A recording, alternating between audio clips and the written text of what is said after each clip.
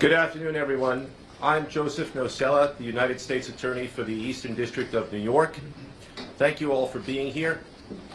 I would like to begin by introducing the Honorable Pamela J. Bondi, Attorney General for the United States of America. Thanks. Thank you to our great U.S. Attorney here. We also have our DEA Administrator, Terry Cole, our HSI Acting Executive Associate Director, Derek Gordon, FBI Operations Director, who I'm with every day, Chad Yarborough, U.S. Attorney in the Southern District of Florida, Jason Quinones, U.S. Attorney for the Western District of Texas, Justin Simmons, and Acting Assistant AG Matt Gagliotti, who I'm with almost every day as well. We're here to announce a landmark victory for the Department of Justice, our law enforcement partners, and the United States of America. Hey everyone, welcome back to the channel. Today we're breaking down a major announcement from U.S. officials regarding the guilty plea of Ismael Mayo Zambada García, one of the co-founders of the Sinaloa Cartel. If you've followed organized crime over the last few decades, you know that El Mayo, alongside El Chapo Guzmán, has been a towering figure in global drug trafficking. The press conference we just watched was historic. But I want to take a step back and analyze what it really means, not just the headlines, but the broader political and social context. As you've heard, drug kingpin Ismael Zambada García, also known as El Mayo, has confessed to a lifetime of crime in service to the Sinaloa Cartel, a foreign terrorist organization. Thanks to the relentless work of our prosecutors and our federal agents, El Mayo will spend the rest of his life behind bars. He will die in a U.S. federal prison where he belongs. His guilty plea brings us one step closer to achieving our goal of elimination of the drug cartels and the transnational criminal organizations throughout this world that are flooding our country with drugs, human traffickers, and homicides. Under President Trump's leadership, the Department of Justice is on the front lines of this fight. We're standing shoulder to shoulder with all of our law enforcement partners to dismantle these narco-terrorists. And that's exactly what they are. They are narco-terrorists. El Mayo was one of the most prolific and powerful drug traffickers in this world. His partner was El Chapo. They were co-founders of the Sinaloa Cartel. They brutally murdered multiple people and flooded our country with drugs. Their reign of terror is over. He will never walk free again. Over the last 3 decades, El Mayo and his accomplices made billions of dollars, hundreds of millions each year they were making by bringing poisonous drugs into our country. No longer. The Sinaloa Cartel initially built their businesses with cocaine, but then under El Mayo's leadership, they turned to heroin, they turned to fentanyl. They purchased fentanyl precursor chemicals from China. They made the drug in Mexico and flooded it into our communities, killing our kids. El Mayo also ensured that the Sinaloa Cartel operated and protected its drug trafficking business by relying on extreme violence. They used military-grade weapons and directed hitmen to kill their adversaries. They committed gruesome assassinations, kidnappings, and horrible crimes to maintain discipline within their own organization. He ordered the murders of countless individuals and rivals. Many innocent people died as a result of this as well. El Mayo operated with impunity at the highest levels of the Mexican drug trafficking world by paying bribes to government officials, by bribing law enforcement officers. He controlled corrupt officials and officers who protected his workers and his drug shipments that traveled from Mexico into our country. El Mayo's crimes have been so prolific that in the past 2 decades, he's been indicted in no fewer than 16 federal courts across our country. 16. From Western District of Texas to Chicago to here in the Eastern District of New York. He escaped justice for decades, but under President Trump's leadership, he has finally been brought to justice. Today's conviction is the latest success in the United States fight against deadly cartels and transnational criminal organizations. We've made remarkable progress. Just to give you a few examples, under President Trump's direction, the United States State Department designated the Sinaloa Cartel, together with 5 other cartels, and MS-13 and TDA as foreign terrorist organizations due to the serious threat that they pose to our national security. As a result, the DOJ has already charged leaders of the Sinaloa Cartel with narco-terrorism and charged alleged members with support and supporters of TDA, MS-13, and CJNG, currently one of the most violent cartels in Mexico. They provided material support to a terrorist organization. We are calling these drug kingpins what they are: international narco-terrorists that invade our country, threaten the sovereignty of our borders, and destroy our communities. They are terrorists, and we will prosecute them like they are terrorists. Since President Trump took office, Mexican authorities have expelled more than 50 high-ranking cartel leaders and other dangerous criminals to our country to face prosecution. More than 50. These are historic numbers that ensure that these criminals will face justice and face justice on American soil. We now have leaders from CJNG, Sinaloa, and Los Zetas in custody. Our prosecutors in the Criminal Division and the Northern District of Illinois obtained a guilty plea from Ovidio Guzmán Lopez, the son of El Chapo, and another leader of the Sinaloa Cartel, the co-founder. Just a few weeks ago, on August 14th, we announced criminal charges against 5 cartel leaders and high-ranking members of these united cartels. We will not rest until Americans are safe from these narco-terrorists.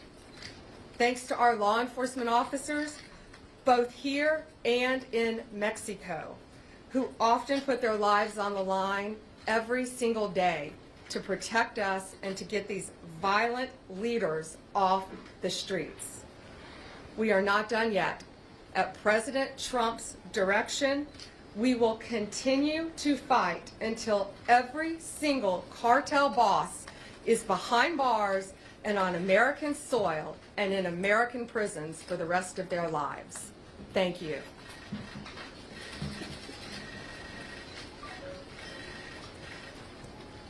Thank you, Attorney General Bondi.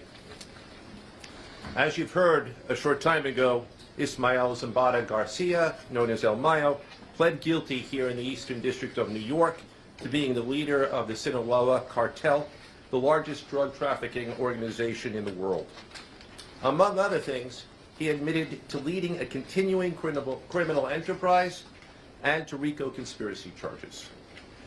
This is an historic day.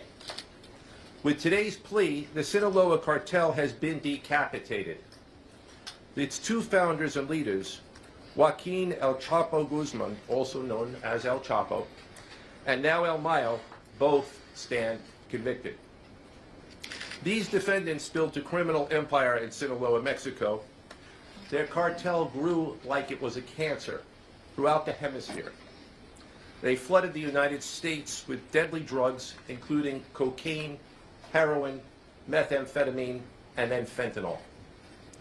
El Mayo was first indicted in the Eastern District of New York in 2009 and we continued to add charges, including, as the Attorney General mentioned, fentanyl trafficking, right up until this very year. As a result of his conviction, El Mayo faces a sentence of life in prison without the possibility of parole. Thank you. I want to thank everybody for coming. That concludes our press announcement. There will be no further proceedings and there are no questions, but I ask that everybody please remain in your seats as our speakers exit the room. Thank you. Nothing on the cartels or the work that the DEA did. We have questions about that we'd like to talk to you about. Thank you. Wait, we can take you all have stayed here all afternoon. We'd be glad to take a couple questions. Sure. Wait, let me get him in the back of the room first. Go ahead. Thank you so much. So on that point, I know as you wrap up these cartel I leaders, took like 4 questions. you're focused on, as well presumably with cash and assets that comes up with that. Here in New York City, the DA for years has uncovered people buying luxury goods, shipping them to China, then the money comes back to Mexico. Where do those efforts stand today as far as following the money and really kind of grabbing more of the people that facilitate this?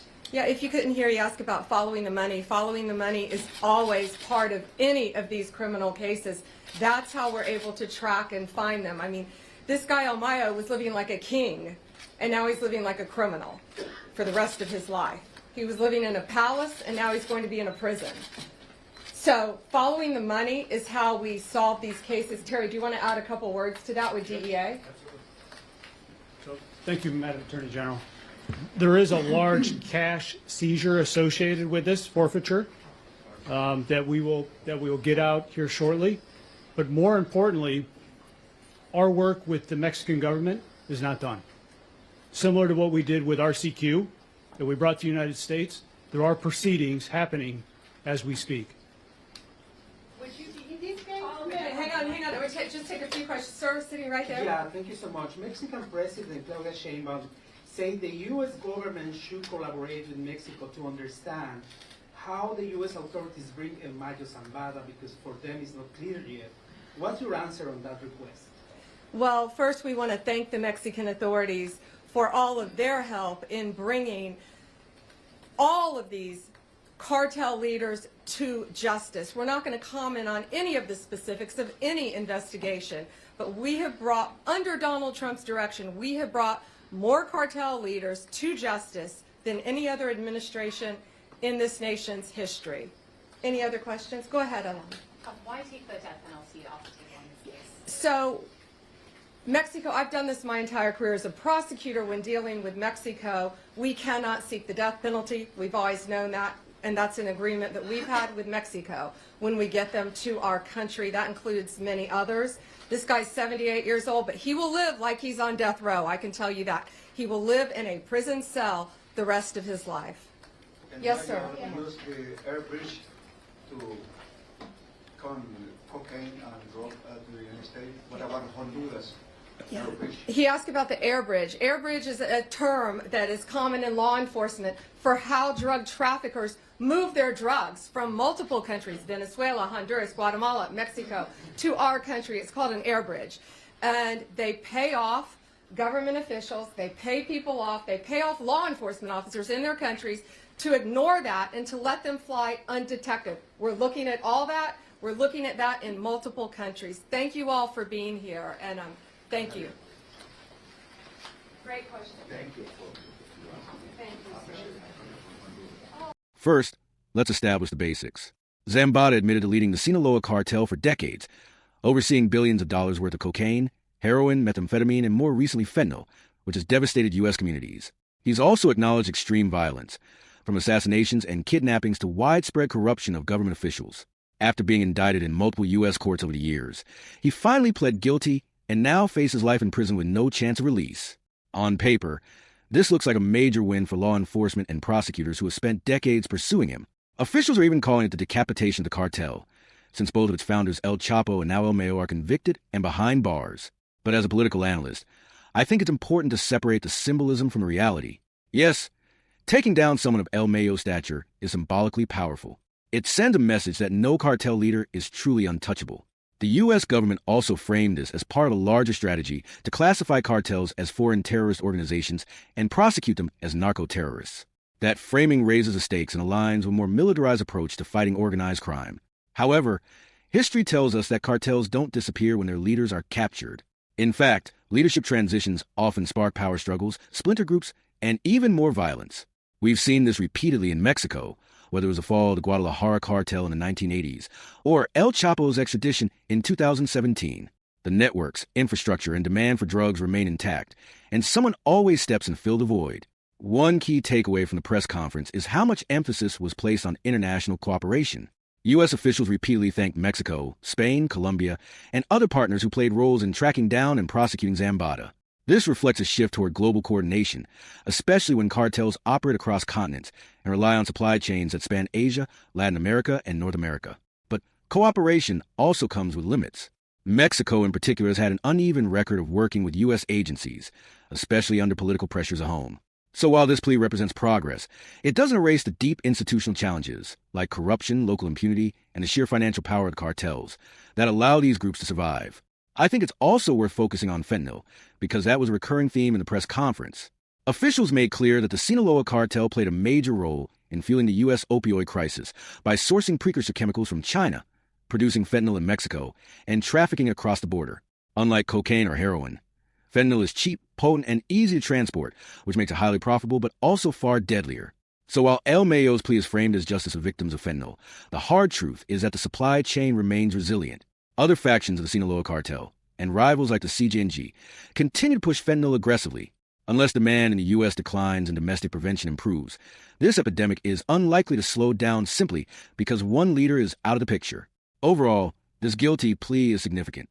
It's the culmination of decades of investigative work, and it sends an important symbolic message. But it's not the end of the story. The cartel system is decentralized, adaptive, and rooted in both global economics and local corruption. In other words, cutting off the head doesn't always kill the snake. It sometimes creates more chaos. For policymakers, the real challenge will be whether this momentum can translate into broader reforms. Stronger cooperation with Mexico, more effective financial tracking to cut off cartel money flows, and investments in treatment and prevention to reduce demand here in the U.S. So yes, this is a victory. But it's also a reminder that the fight against organized crime is long, complex, and far from over. If you found this breakdown helpful, make sure to like and subscribe for more political analysis on global security issues. And let me know in the comments, do you think El Mayo's guilty plea will make a real difference in weakening the Sinaloa Cartel, or is it mostly symbolic? I'd love to hear your thoughts.